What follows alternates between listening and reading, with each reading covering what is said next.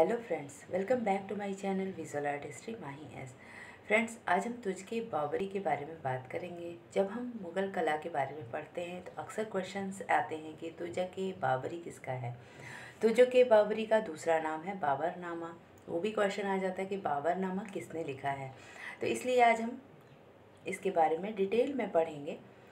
तुझके बाबरी का लेखक कौन था? बाबर था। खुद से बाबर ने तुझके बाबरी लिखवाया था, खुद से लिखा था। मूल शीर्षक क्या था इसका? तुझके बाबरी। ये जब भारत में था बाबर तब की रचना है और भाषा इसकी तुर्की है। तुझके बाबरी में इसका विषय जो था वो तुझके बाबरी में बाबर ने अपनी अद्भुत साहित्यिक क्षमता को दिखाया है, प्राकृतिक प्रेम और रुचि का परिचय दिया है। बाबर ने इसमें अपने जीवन की अनेक घटनाओं को विस्तार से लिखा है। इसके बारे में कुछ विशेष है। बाबर लिखता है कि हिंदुस्तान की सबसे बड़ी विशेषता यह है कि यह एक विशाल देश है। इसमें सोने और चांदी की अधिकता है। यहाँ वर्षा के दिनों में जलवायु अच्छी रहती है।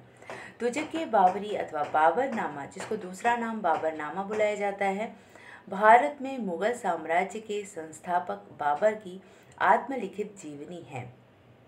बाबर ने इस कृति की रचना तुर्की भाषा में की थी। बाद में समय में बाबर के पोते अकबर ने 1583 में 1583 में इसे अब्दुल रहीम खान खाना द्वारा तुझके बाबरी का फारसी में अनुवाद करवाया और यह पुस्तक भारत के 1504 से 1529 ईस्वी तक की राजनीतिक एवं प्राकृतिक स्थिति का वर्णनात्मक प्रकाश डालती है। जब बाबर का शासनकाल था उस समय का प्रकाश डालती है, क्योंकि बाबर ने अपनी सारी आत्मकथाएं लिखी थी। वो कैसे यहाँ आया और उसने कैसे लड़ाई की और कैसे वो राज्य स्थापित करता है और कैसे वो राज्य को अपने एक कलात्मक दृष्टि से और शासन की दृष्टि से कैसे वो भरण पोषण करता है, इसका सारा डिटेल तुझके बाबरी में मिल जाता है। विषय वस्तु ऐतिहासिक दृष्टि से तुझके बाबरी बड़ा ही महत्वपूर्ण ग्रंथ माना जाता है। इसका अनुवाद कई भाषाओं में भी हो चुका है।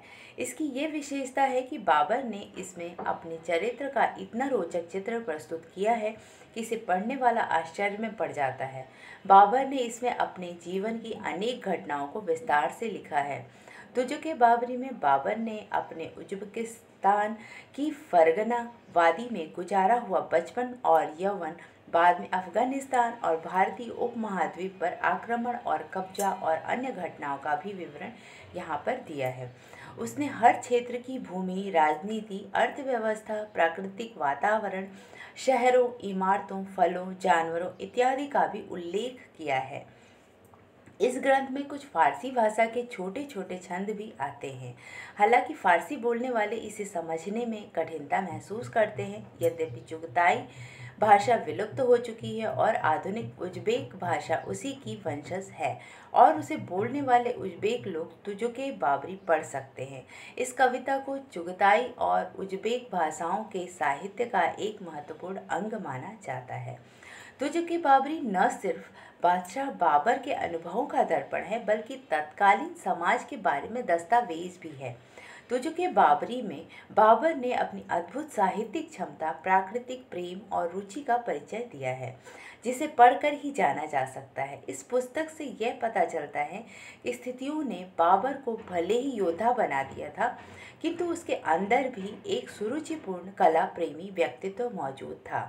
तो ये था तुझके बाबरी के बारे में काफ़ी कुछ जानकारी, जो कि बाबर कैसा था, क्या था, वो किस तरीके से रचनाएं करता था। उसके अंदर एक कलात्मक अभिव्यक्ति भी छुपी हुई थी। वो एक लेखक के जैसा भी अपना कभी कभी वो लिखता था तो लेखक जैसा भी अपना दृष्टिकोण देता था, अपनी लाइफ की सारी चीज़ों को देता था और अपने राज्य, अपने आसपास की घटनाओं को, सारी चीज़ों को वो एक तरह से वर्णनात्मक ढंग से उसने अब तुझके बाबरी में एक चित्रण किया है या लिखा है। और उसके साथ साथ कई कलाकार भी मौजूद होते थे जो कि उसकी तुझके बाबरी में चित्रण कार्य करते थे। तो इस तरीके से तुझके बाबरी जो था, बाबर ने उसको उस समय के दार्शनिक और भौगोलिक स्थिति, राजनीतिक स्थिति का अच्छा दर्पण दिया है, जो कि भारत और उज्बेकिस्तान से लेके वो जहाँ जहाँ जाता है वहाँ वहाँ का उसने चित्रण और उसमें लिखा है उसके बारे में। तो तुझके बाबरी किसने लिखा है? बाबर ने लिखा है, उसका दूसरा नाम बाबरनामा है। तो ये हो गया तुझके बाबरी में के बारे में छोटा सा नॉलेज। आपको ये वीडियो अगर अच्छी लगे तो लाइक करिए, शेयर करिए और सब्सक्राइब करिए। Thank you for watching my video and keep watching, keep learning. Bye bye.